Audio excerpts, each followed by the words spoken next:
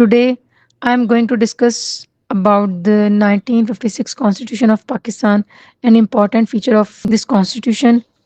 Basically, it was the major achievement of Pakistan's Constituent Assembly after separation from India. Because a long struggle of 9 years, Pakistan got its first constitution in 1956. During this long period, we can see that it took three governor generals, four prime ministers, two constituent assemblies, and 9 years of protracted constitution making process to produce first constitution in 1956. This constitution enforced a parliamentary form of government or a parliamentary system. The long struggle for this constitution was abrogated just after 2 years. In 1958, this constitution was abrogated by General Ayub Khan on October 7, 1958, through a military coup. This was the main or first period of martial law in Pakistan. I'm adding here some more points for the introduction of 1956 constitution. Basically, it was enforced in the country on 23rd March of 1956. The constitution was written and in flexible nature.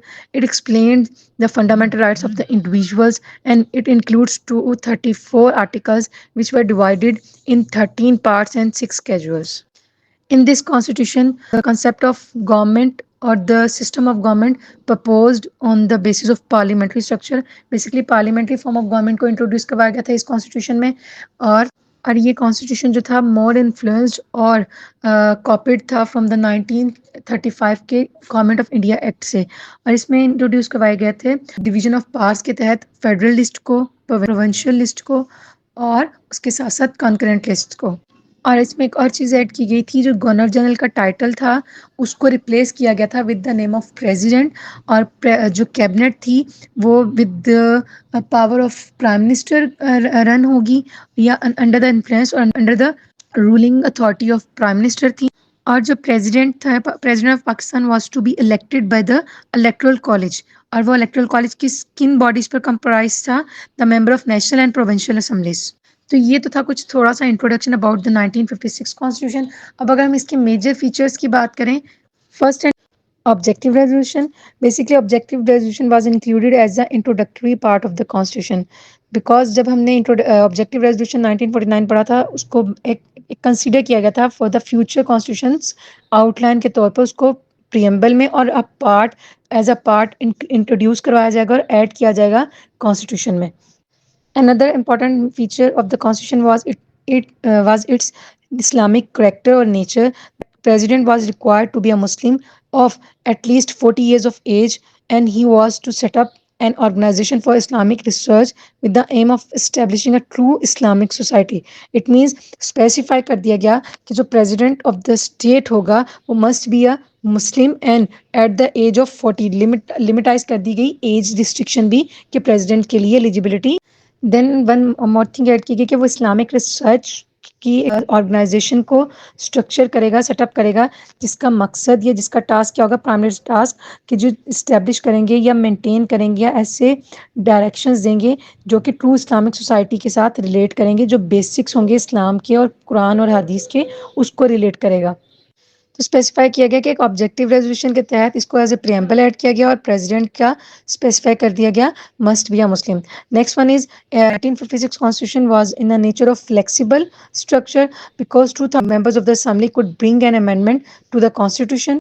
Next one is president had a power to summon, prorogue or dissolve the assembly on the advice of cabinet. It means president के पास इख्तियार था कि assemblies को dissolve करने का और उसका session या इजलास को कंडक्ट करवाने का. और इवन दो कि प्रेसिडेंट हैज़ सोल कंसेंट कि वो अगर असम्बली को डिज़ोल्व करना चाहता है ऑन एनी ग्राउंड या जिस स्ट्रक्चर में वो देख अकॉर्डिंग टू हिज विल, कि अगर उसको लगे कि कॉन्स्टिट्यूशन के अकॉर्डिंगली वर्क नहीं हो रहा, then no bill imposing tax और involving expenditures could be move without his consent. कि without the consent of president कोई भी ऐसा बिल पास नहीं किया जाएगा, मूव नहीं किया जाएगा जिसमें प्रेसिडेंट की विल और इन्फॉर्मेशन शामिल ना हो.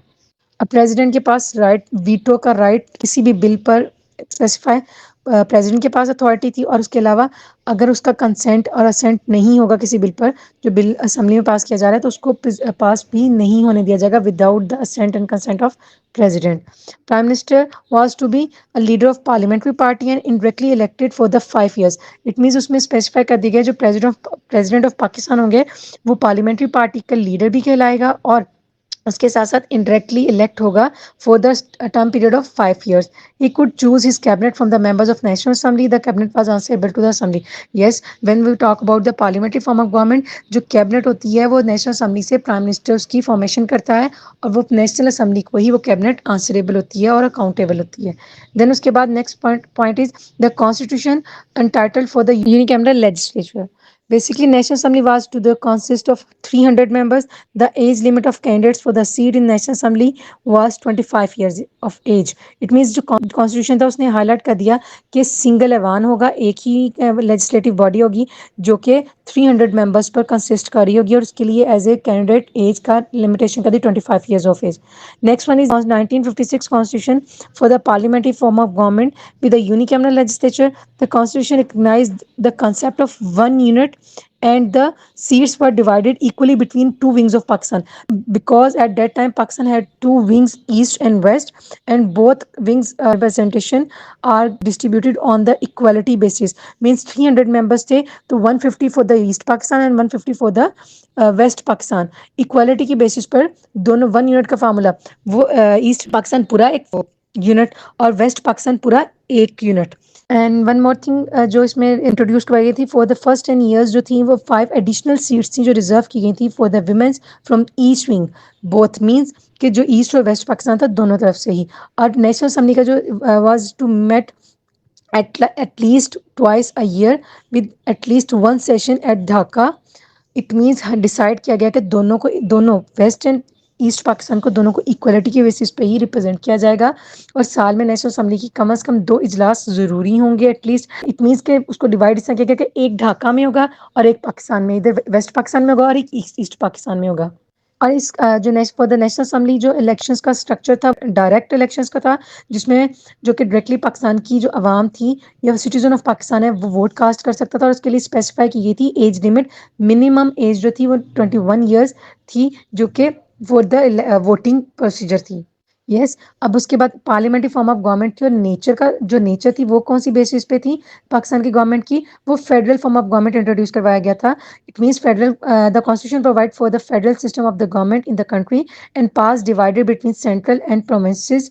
The next one is the fundamental rights include freedom of movement, freedom of speech expression or to choose profession and freedom to confess or profess their religion, right to life and liberty and property also include in the chapter of fundamental rights. It mean major fundamental rights हैं for the citizens, for the population of the state, उनको इसमें prominent और highlight किया गया था. Next one is Urdu and Bengali were declared as a national language and for the first 20 years English was to be continued as a official language. It means first 20 years जो कि working of the state होगी उसमें official language English को consider किया जाएगा. After 10 years the president was appointed a commission to make recommendation for the replacement of English. कि after 10 years इसको commission बनाया जाएगा, वो डिसाइड करेगा कि आइदर इसी चीज़ को कंटिन्यू करना है as a English official language या उसको चेंज करने की जरूरत है. ये तो इसके कुछ मेजर फीचर्स है इसमें, as a Islam as a state religion और president to be a Muslim और ये सारी चीज़ें ना मस्ट बी अ मुस्लिम, ये सारी चीज़ें जो थी मेजर फीचर्स में इसमें ऐड होंगी थी इसमें. अब ये तो कॉन्स्टिट्यूशन की एक सक्सेसफुल वो जो कहने की एक जर्नी थी जो कि बनाया गया था. इसके साथ साथ आफ्टर 2 years ये एब्रोगेट किया गया from the side of general Ayub Khan. उसमें इसके कुछ फेलियर्स थे और वो फेलियर्स उसमें डिस्कस कर देती हूँ साथ. कुछ फर्स्ट वन उसमें फेलियर था कि 1 यूनिट फार्मूला जो कि इसमें ऐड किया गया था ईस्ट और वेस्ट पाकिस्तान को कंसीडर करते हुए. तो पाकिस्तान में 1 यूनिट फार्मूला जो था वो कन्वीनियंस ऑफ गवर्नमेंट के लिए ऐड किया गया था, बट उससे क्या हुआ था कि all the provinces of the west Pakistan were joint together made into 1 unit. Is was thought that it would eliminate the prejudices among Pakistan, but it proved to be a failure and it also led to the failure of 1956 constitution because from the side of East Pakistan यही demand की जा रही थी कि population wise largest part जो है वो east Pakistan है और डोमिनेंट भी वही है, तो उनको ज़्यादा रिप्रेजेंटेशन देनी चाहिए, इक्वालिटी की बात नहीं होनी चाहिए. तो एक ये मेजर फीचर था. Then second one is unicameral legislation. इसमें सिंगल ईवान था, ये सिंगल हाउस था फॉर द लेजिस्लेटिव प्रोसेस और लेजिस्लेशन, जिसमें अपर और लोअर हाउस दोनों इंक्लूड थे। But on the other ground for the success of federation, क्योंकि हमने फेडरल स्ट्रक्चर को इंट्रोड्यूस करवाया था, तो उसके लिए ज़रूरी था कि दो हाउसेज होते पार्लियामेंट की, जिसमें प्रॉपर वे में अपर और लोअर हाउस को सेपरेट करके रिप्रेजेंटेशन दी जाती, जिससे क्या है फॉर द डेवलपमेंट जो है स्टेट की होती। लेकिन उसमें इक्वलिटी की बेसिस पर ही क्या है प्रोविंसेस की भी, और दूसरी तरफ पे पर्सन वाइज भी और स्टेट वाइज भी और यूनिट वाइज भी, दोनों को इक्वलिटी की बेसिस पर डील किया गया था, जो कि एक मेजर ड्रॉबैक था इन 1956 constitution. Another point is lack of proper elections because peoples were demanding general elections for which were promised by the president, but the ruler of the state never fulfilled their promises, which irritated peoples who started to demand immediate elections and raise voices against that the structure of the government. Next one is misuse of power, because at that time president had more authorities related to the formation and the abrogation or some to some extent dissolve the assemblies. तो इससे related एक क्या था, एक structure सारा mind setup ये था कि प्रेसिडेंट हैज़ मोर अथॉरिटी, तो उसी स्ट्रक्चर पे रहते हुए उसमें मिस यूज ऑफ पावर भी था, और इलेक्शंस जो कि कहा गया था कि प्रॉपर डायरेक्ट इलेक्शंस करवाए जाएंगे, उस बात को भी क्या है फुलफिल नहीं किया गया था, जिसकी वजह से लोगों में एक एंगर या फिर एक जो स्ट्रक्चर था कि जो डिसाइड किया गया है under the written practice of constitution, तो उसको परफॉर्म नहीं किया जा रहा। Next one is interference by the head of state, because at that time जो हेड ऑफ स्टेट थे वो मल्टीपल टाइम इंटरफेयर कर रहे थे या अनड्यूली इंटरफेयर कर रहे थे इन द स्टेट अफेयर्स, और उसके साथ साथ जो उनके पास इख्तियारात थे उन इख्तियारात का नेगेटिवली जो कह लें कि यूज़ किया जाता है, या मोस्ट प्रोबेबली उसको अपनी डायरेक्शन अपने फ़ायदे के लिए यूज़ किया जाता। And he also adopted multiple strategies for the dismissal of ministers from their office, जिसकी वजह से क्या था एक वर्किंग जो थी वो गवर्नमेंट की वो डिस्टर्ब हो रही थी। Next one is lack of education. Yes, a country can became developed only when its people were well educated and literacy rate.